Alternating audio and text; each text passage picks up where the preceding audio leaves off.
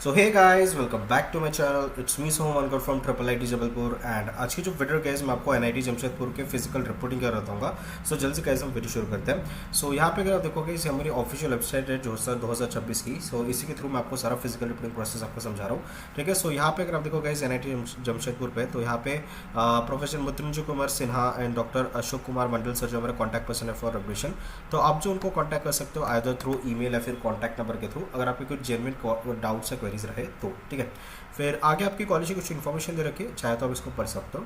अभी मुद्दे पे आते हैं कि अगर हम बात करें कि फिजिकल रिपोर्टिंग करनी कैसी है, तो वो मैं आपको समझा देता हूँ। सो सबसे पहले गाइस, तो यहाँ पे जो है आपको यहाँ ब्राउज़र पे आपको जाना है और यहाँ पे आपको टाइप करना है एनआईटी जमशेदपुर फिजिकल रिपोर्टिंग 2026। सो जैसे कैसे आप इसको टाइप करोगे, तो यहाँ पे देखो ये पहली वाली जो लिंक है वो आपको दिखेगी 9 जुलाई वाली, इसको आपको क्लिक करना पड़ेगा। ठीक है, सो यहाँ पे अगर आप क्लिक करोगे गाइस, यहाँ पे आपको नोटिस दे रखा है एनआईटी जमशेदपुर का फिजिकल रिपोर्टिंग का, जो भी जोसा सीएसए के थ्रू जो भी आ रहे हैं हमारे। ठीक है, सो यहाँ पे आप देखो, अगर आप फिजिकल रिपोर्टिंग के आपको डेट्स आपको दे रखे डायरेक्टली इधर। सो अगर आप सिविल इंजीनियरिंग बीटेक के हो तो आपको 17 एज वेल एज अगर आप इंजीनियरिंग एंड कंप्यूटेशन मैकेनिक्स लेके आ रहे हो बीटेक में, तो आपको 17 अगस्त से अगस्त को फिजिकल रिपोर्टिंग आपको करनी पड़ेगी 9 बजे। ठीक है, फिर इस वक्त कंप्यूटर साइंस इंजीनियरिंग अगर आप लेके आ रहे हो और प्रोडक्शन एंड इंडस्ट्रियल इंजीनियरिंग अगर आप लेके आ रहे हो, तो आपको 18 अगस्त को आपको फिजिकल रिपोर्टिंग करनी पड़ेगी। ठीक है, फिर अगर आप इलेक्ट्रिकल इंजीनियरिंग या metallurgy and material science engineering लेके आ रहे हो तो 19 अगस्त को आपको फिजिकल रिपोर्टिंग करनी पड़ेगी।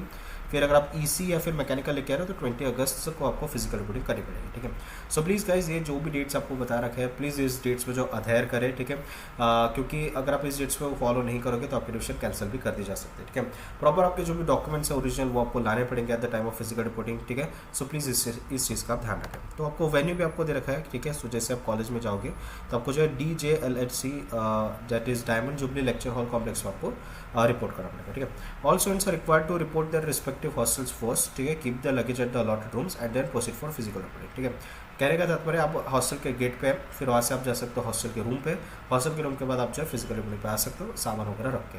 The hostel allotment list along with the room numbers will be notified by 12 August 2026 in the institute website. तो आपकी जो इंस्टीट्यूट वेबसाइट है वहाँ पे आपको 12 अगस्त 2026 को आपको जो रूम हॉस्टल अलॉटमेंट लिस्ट है वो आ जाएगी। ठीक है, उसके लिए आप एनआईटी जमशेदपुर यहाँ पे आप डाल सकते हो जमशेदपुर एडमिशन्स आप डाल सकते हो बेसिकली इसमें। ठीक है, एंड जैसे आप ये टाइप करोगे गाइस, तो यहाँ पे आपको आ जाएगा एडमिशन्स वाला पेज एनआईटी जमशेदपुर का। तो यहाँ पे आपको जो है कहीं ना कहीं वो आपको डिटेल्स आ जाएगी। ठीक है, या फिर आप जो है नोटिफिकेशंस वगैरह पे भी जा सकते हो, तो नोटिफिकेशंस पे भी आपको जो है बहुत सारी चीज़ें आपको दिख जाएगी। ठीक है, जैसे अगर हम ऑफिशियल वेबसाइट पे जाओगे, यहाँ पे कुछ नोटिस वगैरह पे आपको दिख जाएगा। ठीक है, यहाँ पे आपको कुछ ना कुछ इन्फॉर्मेशन आपको दिख जाएगी। ठीक है, बाकी हालांकि और कुछ यहाँ पे उन्होंने मेंशन नहीं कर रखा है कि कैसा अलॉटमेंट रहने वाला है वगैरह वगैरह, बट हाँ first come first serve basis पे शायद हो सकता है प्रॉब्लम। ठीक है, फिर डॉक्यूमेंट्स आपको कौन से लाने at the time of physical reporting. सबसे पहले copy of filled online affidavit by student ragging. ठीक है, सो ये देखो ये हमारी ऑनलाइन रैगिंग बेसिकली आपको दे रखी है। ठीक है, आई मीन एंटी रैगिंग की वेबसाइट आपको दे रखी है। सो यहाँ पे देखो आपको स्टूडेंट डिटेल्स, पेरेंट डिटेल्स और यूनिवर्सिटी डिटेल्स आपको डालनी पड़ेगी। ठीक है, और यहाँ पे एक चीज़ ध्यान रखो कि स्टूडेंट डिटेल्स वगैरह तो आप डाल दोगे, पेरेंट डिटेल भी डाल दोगे, लेकिन यूनिवर्सिटी डिटेल्स में आपको जो है आपको डायरेक्टर का नाम, यूनिवर्सिटी का phone number, nearest police station, ये सब आपको मांग रहे हैं डिटेल्स। तो अगर ये कहीं पे मेंशन है तो इट्स गुड। ठीक है, नहीं तो आपको उनको कांटेक्ट करना पड़ेगा फिजिकल रिपोर्टिंग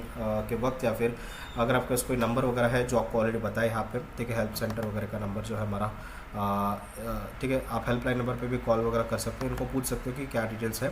ठीक है, और उसी के अकॉर्डिंग आपको भरना है, जल्दबाजी ना करें। ठीक है, कुछ भी इन्फॉर्मेशन आप ना डाल दें। ठीक है, और ये प्रॉपर चेकबॉक्स क्लिक करो और सबमिट करो, तो आपका जो एफिडेविट या फिर आपका जो PDF है वो आपको ईमेल पे आ जाएगा। ठीक है, फिर नेक्स्ट है copy of filled online affidavit by parents और guardians regarding the anti ragging. Again same जो चीज़ आपको होता है वो आपको वही आपको करनी है। ठीक है, इसके प्रिंट आपको लानी पड़ेगी। ठीक है, फिर मेडिकल सर्टिफिकेट हैज़ पर द जोसा फॉर्मेट। ठीक है, तो इसका फॉर्मेट एंड तो वीडियो में आपको समझा दूंगा। ठीक है, 2 copies of passport size photograph आपको लानी पड़ेगी गाइस। ठीक है, कलर आप लाओ, लेटेस्ट आपको लाना पड़ेगा। फिर ओरिजिनल ट्रांसफर सर्टिफिकेट आपको लाना पड़ेगा from school, college, institute, last attendant. ठीक है, सो TC, माइग्रेशन। ठीक है, फिर आपका कैरेक्टर सर्टिफिकेट, ये सब आप ला लो ओरिजिनल, जहाँ से आपने 12th स्टैंडर्ड कंप्लीट करें। ठीक है, ये जो भी आपको डॉक्यूमेंट्स होता है आपको ओरिजिनल भी लाना है। उसके अलावा सेल्फ अटेस्टेड कॉपी, मतलब आप जेरोक्स या जो फोटो कॉपी होती है वो आप ला लो प्रॉपर। ठीक है, फिर उसके बाद admit card and score card of JW में आपको लाना पड़ेगा। प्रोविजन सीट अलॉटमेंट लेटर या प्रोविजन एडमिशन लेटर वो आपको लाना पड़ेगा। सो जिस भी राउंड पे जो सा CCP में आपने फ्रीज करा है वहीं पे आपको मिल जाएगा वो। ठीक है, फिर आपने फीस का जो पेमेंट करा है सब। ठीक है, वो आपको जो है लानी पड़ेगी, ठीक है। जो भी फीस आपने भरी उसकी प्रॉपर रिसिप्ट आपको लानी पड़ेगी। फिर डेट ऑफ बर्थ का सर्टिफिकेट आपको लाना पड़ेगा। तो यहाँ पे आप देखो, आप एक तो 10th की मार्कशीट ला सकते हो, फिर डेट ऑफ बर्थ आपको लाना, या फिर बर्थ सर्टिफिकेट आपको लाना पड़ेगा, ठीक है। ये चीज़ आप ध्यान रखें। फिर उसके बाद देखो आपको आधार कार्ड वगैरह लाना पड़ेगा कुछ, है ना। फिर 12th स्टैंडर्ड की आपकी मार्कशीट और पासिंग सर्टिफिकेट आपको लानी पड़ेगी। हाँ, ठीक है। फिर हमारा आता है क्या, ABCID, ठीक है। सो ये APAR ID ABCID क्या होती है, ये कैसे क्रिएट करना है वो मैं आपको समझा देता हूँ।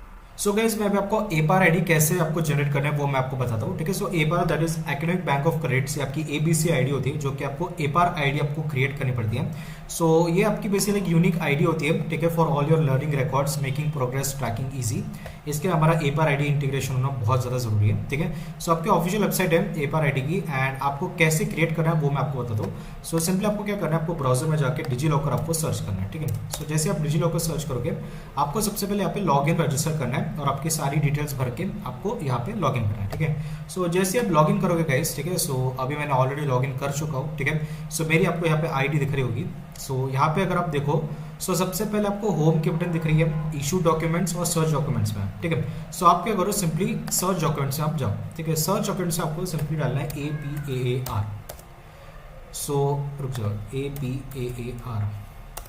सो APAR जैसे आप देखोगे, डालोगे, यहाँ पे आप देखो academic bank of credits Delhi का यहाँ पे आपको एक डॉक्यूमेंट दिख रहा है, ठीक है, एजुकेशन एंड लर्निंग सेक्टर में। सो आपको इसमें क्लिक करना है, देन आपको APAR ID पे आपको क्लिक करना है। अब यहाँ पे आप देखो, यहाँ पे आपका सब डिटेल्स आपको यहाँ पे डालना पड़ेगा, ठीक है। नेम आज पर आधार कार्ड आपको डालना पड़ेगा, ठीक है। डेट ऑफ बर्थ डालना पड़ेगा, जेंडर आपको डालना पड़ेगा, ठीक है। देन आइडेंटिटी टाइप, ठीक है। अभी आइडेंटिटी टाइप में क्या है, आपको किस आइडेंटिटी के बेसिस पे आप APAR ID क्रिएट कर रहे हो, ठीक है। सो अगर आप न्यू एडमिशन हो तो आप न्यू एडमिशन क्लिक करो। अगर आपके पास एनरोलमेंट नंबर है या कॉलेज का आपका रोल नंबर आ चुका है अभी, सब रोल नंबर आप के थ्रू आप कर लो, ठीक है। या रजिस्ट्रेशन नंबर है, सो इसके थ्रू आप करो, ठीक है। जल्दबाजी मत करो। अगर आपको रोल नंबर मिलने वाला है कॉलेज से तो आप रोल नंबर के थ्रू आप कर लो, ठीक है। या फिर अगर आप न्यू एडमिशन है तो आप उसको भी आप क्लिक कर सकते हो, ठीक है। सो जैसे आप सिलेक्ट करोगे, आपको ओके दबाना है, ठीक है। देन उसके बाद आइडेंटिटी वैल्यू, जैसे मान लो कि अगर आप रोल नंबर सेलेक्ट करो, ठीक है। सो रोल नंबर आपको यहाँ पे टाइप करना पड़ेगा, जो भी आपके रोल नंबर है। अगर आप रजिस्ट्रेशन नंबर अगर आप सिलेक्ट करो तो आपको वो, या एनरोलमेंट नंबर अगर आप सिलेक्ट करो तो आपको यहाँ पे वो सब डालना पड़ेगा, ठीक है। रोल नंबर आपको डालना पड़ेगा यहाँ पे, ठीक है। एडमिशन ईयर, कौन सा एडमिशन ईयर में आपका जो है एडमिशन हो रहा है। अगर आपका 2026 में एडमिशन हो रहा है तो आपको 2026 आपको सेलेक्ट करना पड़ेगा। और I am a student at, ठीक है। सो यहाँ पे जो आपको देखना पड़ेगा कि कौन से आप लाइक आप कौन से बोर्ड में या कौन से आप कॉलेज में यहाँ पे आप हो, ठीक है। तो आपको जो है यहाँ पे सब सर्च करना पड़ेगा कि आप कौन से कॉलेज में पढ़ते हो या कौन से बोर्ड में हो आप, ठीक है। एंड उसके अलावा गाइस, जैसे आप ये करोगे, आपको ओके क्लिक करना है और यहाँ पे आपको गेट डॉक्यूमेंट के आपके बटन क्लिक करनी पड़ेगी, ठीक है। सो जैसे आप गेट डॉक्यूमेंट पे अगर आप क्लिक करोगे, आपको APAR ID आपकी जनरेट हो जाएगी और वो डॉक्यूमेंट आपके डिजी लॉकर में शो हो जाएगा। फिर गाइस, कैटेगरी सर्टिफिकेट्स, अगर आप SC ST OBC EWS category हो तो आपको कैटेगरी सर्टिफिकेट लाना पड़ेगा प्रॉपर जोसा सेंट्रल गवर्नमेंट फॉर्मेट में। एंड ऑफ द वीडियो में आपको फॉर्मेट समझाता हूँ। उसके अलावा एक नोट करें गाइस, अगर आप जनरल OBC या फिर EWS कैटेगरी के हो तो जो आपका सर्टिफिकेट इशू है वो आपका 1 अप्रैल 2026 तक का आपका होना चाहिए, या फिर वैलिड अप टू 31 अगस्त तक का आपका रहना चाहिए, ठीक है। ये चीज़ आप ध्यान रखें, ठीक है। फिर उसके बाद आप देखो, ये सिर्फ ये 2 कैटेगरी से, ठीक है, OBC और EWS कैटेगरी ले। Income certificate for economically backward students to get full remission to tuition fees, it should be issued by revenue officer not below the rank of tehsildar, ठीक है। सो तहसीलदार के रैंक के नीचे वालों का जो है इशू नहीं होना चाहिए, ठीक है। ये चीज़ आप ध्यान रखें अगर आप EWS कैटेगरी के स्टूडेंट हो, ठीक है।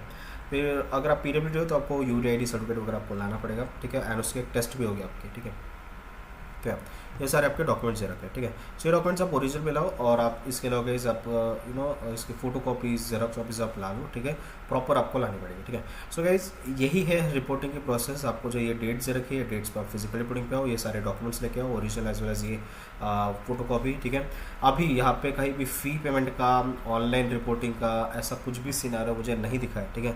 सो प्लीज़ गाइस, मैं बहुत रिसर्च करने की कोशिश करिए। जैसे अगर हम ये वेबसाइट पे भी देखते हैं, ये वेबसाइट पे भी यहाँ पे कुछ दिखा ही नहीं है मुझे, ये जो हमारे नोटिस एंड अनाउंसमेंट्स है। सो नोटिस एंड अनाउंसमेंट्स में कुछ भी चीज़ें मेरे को दिखी नहीं है। तो उसके अलावा आपका जो एडमिशन पेज है गाइस, अगर हम यहाँ पे एडमिनिस्ट्रेशन पे जाके अगर हम एकेडमिक्स में जाके अगर हम एडमिशन्स पे भी जाते हैं, ठीक है, तो यहाँ पे भी कुछ इन्फॉर्मेशन नहीं है, ठीक है। यहाँ पे UG पे अगर हम क्लिक भी करते हैं तो भी यहाँ पे कुछ चीज़ें यहाँ पे मेंशन है ही नहीं, ठीक है। तो अभी आई डोंट नो यहाँ पे क्या सीन दे रखा है इन्होंने, ठीक है। सो यहाँ पे एकेडमिक डॉक्यूमेंट्स पे भी कुछ नहीं दे रखा है, ठीक है। तो मतलब कुछ डिटेल्स ही नहीं दे रखी है, ठीक है। तो हो सकता है आपको ईमेल वगैरह पे सब आके डिटेल्स या फिर यही आपका फिजिकल रिपोर्टिंग प्रोसेस है। बस कुछ डॉक्यूमेंट्स लाओ और ये डेट्स पे आप रिपोर्ट करो, बस इतना ही करना है, ठीक है। अगर किसी को भी, ठीक है, इवन इफ अगर हम ब्राउजर पे भी डालते हैं NIT जमशेदपुर फिजिकल रिपोर्टिंग, कुछ डॉक्यूमेंट्स ही नहीं, ये जो डॉक्यूमेंट है आपको ऑलरेडी बता ही दिया मैंने, ठीक है। सो यहाँ पे भी कोई लिख रखा है कि कोई डेटा नहीं है फिजिकल रिपोर्टिंग का BTech 2024 का, ठीक है। सो इस चीज़ को आपको नोट करना पड़ेगा, ठीक है। अगर आपके पास कुछ भी इन्फॉर्मेशन है कॉलेज की तरफ से या फिर कुछ भी कि और कुछ प्रोसेस करनी है या फिर अगर किसी को पता है कि इतनी प्रोसेस है तो आप कमेंट सेक्शन पे लिखे, या फिर कुछ भी आपको चीज़ पता होगी, पॉइंट पता होगी, वो आप कमेंट सेक्शन पे लिख दें ताकि बाकी स्टूडेंट्स उसको रेफर कर सकें, ठीक है। एंड ये तो गाइस हो गया हमारा NIT जमशेदपुर का फिजिकल रिपोर्टिंग। इसके अलावा गाइस अब वो डॉक्यूमेंट्स तो मैंने आपको बता दिए जो आपको लाने हैं, ठीक है। अकॉर्डिंग टू द इंस्टीट्यूट जो भी डॉक्यूमेंट्स है वो आपको समझाई दिए कौन से लाने हैं। बट इसके अलावा गाइज और भी तो कुछ डॉक्यूमेंट्स आपको बताता हूँ, वो आप लेके ऑन द सेफर साइड अगर हो गए तो, ठीक है। बाकी ये तो आपको लाने हैं, ऑन द सेफर साइड आपको बता रहा हूँ, ये सारे जनरल हमारे डॉक्यूमेंट्स होते हैं जो हमारे IITs NITs IIITs GFTs में वैलिड रहते हैं। तो ये सारे बस एक जनरल डॉक्यूमेंट के तौर पे मैं आपको बता रहा हूँ। इस पर सारे मैं आपको जो फॉर्मेट्स वगैरह भी बता दूंगा सर्टिफिकेट के, तो आप एक बार इसको देख लें, ठीक है। एंड और एक चीज़, यहाँ पे मैंने सारे फॉर्मेट्स तो आपको बता ही रखे हैं, एज वेल एज कुछ इंपॉर्टेंट पॉइंट्स भी है, तो वो भी इसमें आपको बता रहा हूँ, तो आप ये सबसे पहले देख लें। सो गाइज अभी मैं आपको जनरल डॉक्यूमेंट्स बता रहा हूँ जो कि आपके कॉमन रहेंगे IITs NITs IIITs या GFTI के एडमिशन के लिए, चाहे आप जो से या CSAP कहीं से अगर आप एडमिशन ले रहे हो तो, ठीक है। सो यहाँ पे अगर आप देखो गाइज, यहाँ पे मैंने आपको डॉक्यूमेंट टाइप और टाइटल आपका मेंशन कर रखा है। सो सबसे पहले जो इंपॉर्टेंट डॉक्यूमेंट आपको लानी है आपकी ओरिजिनल प्रोविजन एडमिशन लेटर या अलॉटमेंट लेटर या ऑफर लेटर, ठीक है। सो ये जो है ये आपको कहाँ से मिलेगा, जैसे आपको सीट अलॉट होगी जो से या CSAP में, वही भी आपको ऑप्शन आएगा डाउनलोड का। तो आपको ये जो है एडमिशन लेटर अलॉटमेंट लेटर या ऑफर लेटर जो कुछ है वो आपको लाना पड़ेगा, ठीक है। ओरिजिनल आप इसकी कलर प्रिंट आउट निकालो और उसकी जेरोक्स कॉपी भी आप साथ में रखो, ठीक है। जेरोक्स कॉपी जो भी मैं आपको मेंशन कर रहा हूँ यहाँ पे, आपको 2 या 3 कॉपी आप रखो साथ में, ठीक है। सो यहाँ पे अगर आप देखो नेक्स्ट जो डॉक्यूमेंट आता है आपका JEE मेन का, JEE मेन या JEE एडवांस का आपका स्कोर कार्ड है, एडमिट कार्ड, ठीक है। सो आपका जो भी स्कोर कार्ड और एडमिट कार्ड होगा JEE एडवांस या मेन का, वो आपको लाना पड़ेगा ओरिजिनल, कलर प्रिंट आउट निकालो, एज वेल एज उसकी जेरोक्स कॉपी भी आप रखो साथ में, ठीक है, 2-3 कॉपी। देन उसका आपका क्लास 10th की मार्कशीट, ठीक है, चाहे आप सेंट्रल बोर्ड CBSE से हो या आप स्टेट गवर्नमेंट बोर्ड से हो, कोई भी बोर्ड से आपको class 10th as well as class 12th की भी आपको मार्कशीट लगेगी, both original as well as xerox copy आप निकालो, ठीक है, 2-3 कॉपी आप रखो साथ में। देन अगर आप लाइक स्कूल या कॉलेज जहाँ से भी अगर आप पास आउट हो गए, ठीक है, वहाँ से आपको transfer certificate, character certificate, migration certificate, ये 3 आपको सर्टिफिकेट आपको ओरिजिनल लाने पड़ेंगे, एज वेल एज आप उसकी क्या करो जेरोक्स कॉपी ला लो, 2-3 कॉपी, ठीक है। आधार कार्ड और पासपोर्ट साइज फोटोग्राफ आपको लगेंगे, ठीक है। आधार कार्ड आपको ओरिजिनल भी लाओ, एज वेल एज आप उसकी जेरोक्स कॉपी भी लेके आओ, as well as passport size photograph, ठीक है। 5-10 फोटोग्राफ्स आप रख लो साथ में, ठीक है, कहीं ना कहीं आपके यूज हो ही जाता है एडमिशन प्रोसेस में, आप मिनिमम 10 तो आप लेके आओ पासपोर्ट साइज फोटोग्राफ, ठीक है। कलर लेके आओ, ओरिजिनल लेके आओ, अच्छे लेके आओ, ठीक है। Then receipt of balance fee payment और एनी अदर पेमेंट्स, ठीक है। सो आपने जो सा CSAP में जो भी आपका एडवांस पेमेंट या जो भी अपने पैसे भरोगे ना, उसकी प्रॉपर रिसिप्ट का प्रिंट आउट लेके आओ, ठीक है। एंड बैलेंस फी कैसे होगी, जैसे ही आप एडमिशन करोगे वहाँ पे आपको बैलेंस फी पे करनी पड़ेगी फर्स्ट सेमेस्टर की, ठीक है।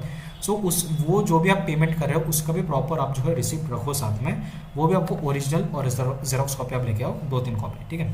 देन नेक्स्ट जो आता है हमारा एंटी रैगिंग और एंटी ड्रग डिक्लेरेशन फॉर्म, ठीक है। ये जो है ये आपको जो है प्रॉपर एक फॉर्मेट में आपको लाना पड़ेगा, ठीक है, और वो भी स्टैम्प पेपर पे 50 रुपए के, ठीक है। सो ये कैसे, इसका जो फॉर्मेट है, एक तो आपको जोसा में अवेलेबल होगा, ठीक है, यूजुअली नहीं होगा उस पर, बट आपके जो कॉलेज का जो फॉर्मेट होगा उस हिसाब से आपको लाना ही पड़ेगा ये एंटी रैगिंग या एंटी ड्रग डिक्लेरेशन फॉर्म, ठीक है।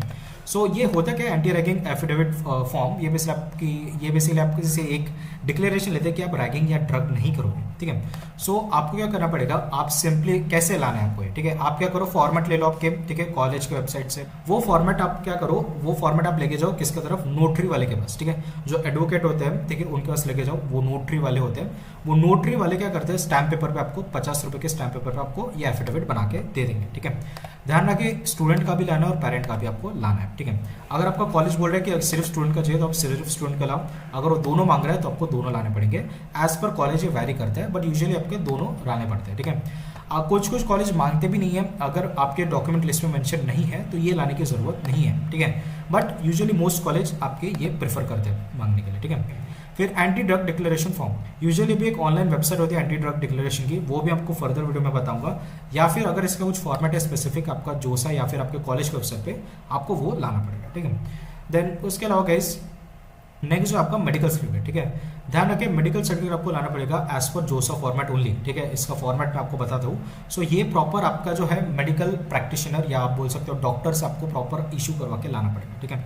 लेकिन अगर आप जोसा या CSAB से आ रहे हो तो आपको यही फॉर्मेट पे आपको लाना पड़ेगा, ठीक है। सो ये देखो ये फॉर्मेट है हमारा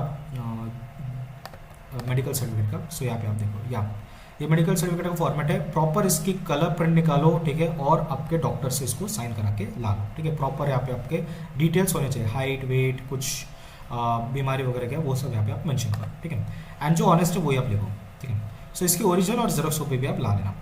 देन नेक्स्ट जो आता है गाइस हमारा कैटेगरी सर्टिफिकेट आता है, ठीक है। कैटेगरी सर्टिफिकेट बहुत इंपॉर्टेंट चीज़ है। अगर आप OBC, SC, ST या EWS कैटेगरी से हो, प्रॉपर आपका कैटेगरी सर्टिफिकेट होना चाहिए in the central government format which should align with जोसा CSAB फॉर्मेट, ठीक है। अभी और एक चीज़ ध्यान रखो, अगर आप OBC, EWS कैटेगरी के हो तो आपका इशू जो सर्टिफिकेट है, आपका जो कैटेगरी सर्टिफिकेट है वो 1 अप्रैल 2025 के बाद का होना चाहिए, ठीक है, ऑन और आफ्टर 1 अप्रैल 2025, ठीक है। सो इसमें अगर आप देखो, अगर आप स्टेट गवर्नमेंट का अगर आप फॉर्मेट लाते हो कैटेगरी सर्टिफिकेट तो यूजुअली एक्सेप्टेबल नहीं होता है, आपको सेंट्रल गवर्नमेंट का फॉर्मेट ही लाना पड़ेगा। एंड ध्यान रखिएगा गाइस, अगर आपके पास है ये स्टेट गवर्नमेंट का कैटेगरी सर्टिफिकेट वो भी आप साथ में रख लो, ठीक है, बट यूजुअली आपका जोसा सेंट्रल गवर्नमेंट फॉर्मेट में होना चाहिए, ठीक है। एंड इसके फॉर्मेट में अभी आपको बता रहा हूँ। सो सबसे पहले अगर आप जनरल EWS कैटेगरी के हो तो आपको क्या करना पड़ेगा, ये एक फॉर्मेट दे रखा है प्रॉपर जोसा ने, ये फॉर्मेट में ही आपका सर्टिफिकेट होना चाहिए, ठीक है, प्लीज़ ध्यान रखें। देन अगर आप SC ST कैटेगरी के हो तो आपका ये फॉर्मेट है, ठीक है, ये SC ST कैटेगरी का फॉर्मेट है, इसी फॉर्मेट में आपका कैटेगरी सर्टिफिकेट रहना चाहिए, ठीक है। देन अगर आप OBC NCL कैटेगरी के हो सो ये आपका जो है कैटेगरी सर्टिफिकेट रहेगा, इसी फॉर्मेट में आपका रहना चाहिए। एंड नेक्स्ट है गाइस हमारा अंडरटेकिंग फॉर OBC कैटेगरी, ठीक है। सो अगर आप OBC कैंडिडेट हो, OBC कैटेगरी से बिलोंग करते हो तो आपको एक डिक्लेरेशन आपको लानी पड़ेगी। आप इसकी प्रिंट आउट करके आप क्या करो, साइन करके आप ला लो, ठीक है। देन प्लीज ध्यान रखिए सेंट्रल गवर्नमेंट फॉर्मेट जोसा के फॉर्मेट से ही होना चाहिए, जो मैंने आपको अभी दिखाया, ठीक है। देन कास्ट वैलिडिटी, ठीक है, ये आपके महाराष्ट्र स्टूडेंट्स के लिए एप्लीकेबल रहता है। अगर आप कोई और स्टेट से हो और अगर आपके पास कास्ट वैलिडिटी है तो आप ला सकते हो ऑन द सेफर साइड, ठीक है। सो यहाँ पे कास्ट वैलिडिटी महाराष्ट्र स्टूडेंट्स के लिए बहुत ही मैंडेटरी है। ये वो फॉर्मेट है सेंट्रल गवर्नमेंट का आपका जोसा का, और ये सिर्फ NIT प्लस सिस्टम के लिए, ठीक है, ध्यान रखें। ये जो है NIT प्लस सिस्टम के लिए ही यहाँ पे मेंशन कर रखा है। अगर आप IIT से हो, ठीक है, सो या ऑन द सेफर साइड आप लेके चले जाओ अगर आपके पास हो गए तो महाराष्ट्र गवर्नमेंट का, बट यूजुअली यहाँ पे इन्होंने क्लियर लिखा है फॉर NIT प्लस सिस्टम, ठीक है। सो यहाँ पे भी मैं मेंशन कर रखा हूँ NIT plus system. NIT plus system में कौन से आते हैं, वो आते हैं आपके जैसे आपका NIT हो गई, IIITs होगी, GFTs होगी, उसके लिए होते हैं, ठीक है। बट अगर आप IIT से हो फिर भी ऑन द सेफर साइड आप क्या करो, रख लो अगर आपके पास होगी तो, ठीक है। देन उसके बाद format for PWD, disability, dyslexic. अगर आप PWD हो, डिसेबल हो या डिसलेक्सिक हो तो प्रॉपर आपके फॉर्मेट में जोसा के फॉर्मेट में आपको सारे सर्टिफिकेट्स आपको लाने पड़ेंगे, ठीक है। जैसे PWD का फॉर्मेट है तो आपको प्रॉपर इसी फॉर्मेट में आपको आपका सर्टिफिकेट इशू कराना पड़ेगा, ठीक है। Then category change to general format, ठीक है। किसी रीजन से हो सकता है आपकी कैटेगरी जो है इनवैलिड हो या तो आपको जनरल कैटेगरी में आपको कन्वर्ट करना पड़ेगा, ठीक है। या कोई भी अगर आपका सर्टिफिकेट नहीं हो तो आपको कैटेगरी चेंज करना पड़ेगा। सो जैसे मान लो कि अगर आप OBC कैटेगरी से जनरल कैटेगरी में अगर आप कन्वर्ट हो रहे हो तो आपको ये फॉर्मेट में आपका सर्टिफिकेट आपको साइन करना पड़ेगा, तभी आपको एडमिशन मिलेगी as per general category seat. Then अगर आप SC ST हो, ठीक है, किसी रीजन से आपका सर्टिफिकेट नहीं बना या आपके इनवैलिड या आपके जो सर्टिफिकेट है वो आपके मतलब आपके जो है वैलिड नहीं ठहराया गया ऑफिशियल अथॉरिटीज़ के थ्रू, तो आपको category change to general category का फॉर्मेट आपको भरना पड़ेगा, ठीक है। सो ये प्लीज़ आप ध्यान रखें। देन उसके अलावा DS सर्टिफिकेट आपका होता है for child of arm forces, ठीक है। सो अगर आप आर्म फोर्सेस हो, ठीक है, अगर आप to the children of arm forces personal killed, disabled और मिसिंग इन वॉर्स, अगर आप इस टाइप के कैंडिडेट हो या स्टूडेंट हो तो आपको ये फॉर्मेट में आपको सर्टिफिकेट आपको लाना पड़ेगा, ठीक है। देन अदर्स में आपको फॉर्म विड्रॉल, अगर आप जोसा से या CSAB से विड्रॉ कर रहे हो तो आपको जो है ये फॉर्म आपको भरना पड़ेगा, ठीक है, CSAB का अलग रहेगा। एंड देन आपका टॉप 20 परसेंटाइल की अगर हम बात करेंगे, सो यहाँ पे जो है अगर आप टॉप 20 परसेंटाइल में आते हो तो आपको एक सर्टिफिकेट इशू करना पड़ेगा बाय स्कूल बोर्ड्स, ठीक है। ये आप ला लेना प्रॉपर इसी फॉर्मेट में। उसके लिए गाइस आपको जो है इनकम सर्टिफिकेट लाना पड़ेगा, ठीक है, for all general OBC EWS category candidates जिनके family income 1 lakh to 5 lakh के बीच में या फिर लेस देन 1 लाख है, ठीक है, to avail the tuition fee waiver and scholarships, ठीक है।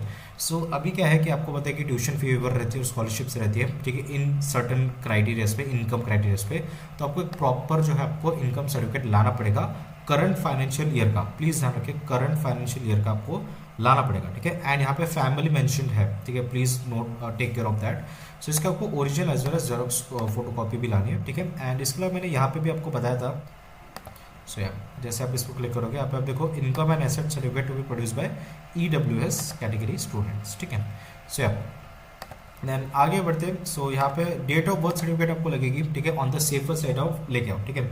इससे तो क्या जो आपका बर्थ सर्टिफिकेट है वो आप ला सकते हो, हालांकि आधार कार्ड या आपके 10th और 12th के मार्कशीट से वेरीफाई हो जाता है, बट प्लीज आप ऑन द सेफर साइड आप डेट ऑफ बर्थ सर्टिफिकेट या बर्थ सर्टिफिकेट जिसको बोलते हैं वो आप लेके आओ, ठीक है, original plus xerox copy both. And parents ID proof, ठीक है, कहीं ना कहीं लग जाएगी गैस पेरेंट्स की आईडी प्रूफ आपकी, ठीक है। सो मम्मी पापा या जो भी आपके गार्डियन बन के आ रहे हैं, ठीक है, सो उनके आधार कार्ड या पैन कार्ड आप रख ले साथ में, जेरोक्स भी और ओरिजिनल भी, ठीक है, कहीं ना कहीं वो यूजअप हो ही जाएगा, ठीक है। So please take care of that. उसके अलावा गाइस यहाँ पे एक चीज़ प्लीज़ नोट करें, ठीक है, यहाँ पे जो है आपका OBC EWS certificate must be issued on और आफ्टर April 1, 2026, ठीक है। सो प्लीज़ ध्यान रखें 2026 लेटेस्ट वाला आपको लगेगा, ये चीज़ आप ध्यान रखें। पहले मैंने आपको 2025 बताया था, वो पिछले साल का था, ठीक है, एक्चुअली मैंने फॉर्मेट चेंज नहीं करा था, बट करंट फाइनेंशियल ईयर का होना चाहिए, ठीक है। इसके अलावा अगर कुछ और डॉक्यूमेंट्स है तो आपको रिस्पेक्टिव आपके कॉलेज के वेबसाइट पर देखेंगे, जो कि मैं फर्दर वीडियो पर बताता हूँ, ठीक है। तो बस गाइस यही थी आज की वीडियो एंड होप आपको जो वीडियो पसंद होगी। अगर आपको वीडियो पसंद आई है so please like share subscribe YouTube channel. मिलते हैं नेक्स्ट वीडियो में, तब तक के लिए टाटा बाय।